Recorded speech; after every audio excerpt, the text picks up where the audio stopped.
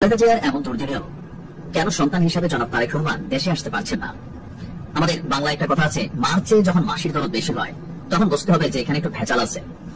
তারেক রহমানের মা বেগম খালেদা জিয়া সন্তান হিসাবে খালেদা জিয়ার প্রতি ওনার চেয়ে কোথাও না কোথাও দুনিয়াতে আর কারো বেশি খালেদা জিয়ার প্রতি ফিলিংস হইতে পারে না, বা যাদের হচ্ছে তাদের ভেতরের উদ্দেশ্যটা কি এ নিয়ে কিন্তু সন্দেহ আছে।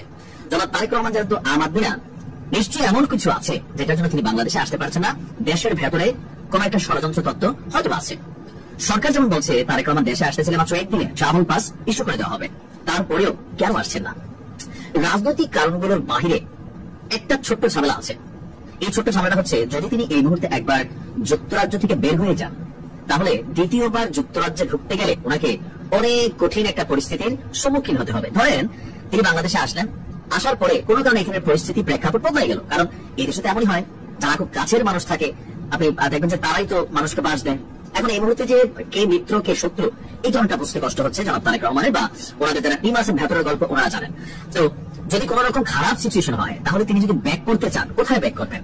যেহেতু দীর্ঘদিন যাবত তিনি যুক্তরাজ্যে বসবাস করছেন, সো তাকে যুক্তরাজ্যে ব্যাক করতে হবে। কিন্তু যুক্তরাজ্যে ব্যাক করতে গেলে যতটা সহজে বের হতে পারবেন ততটা সহজে আর তিনি ঢুকতে পারবেন না। এখন আসুন কেন দেখি তিনি ঢুকতে পারবেন না?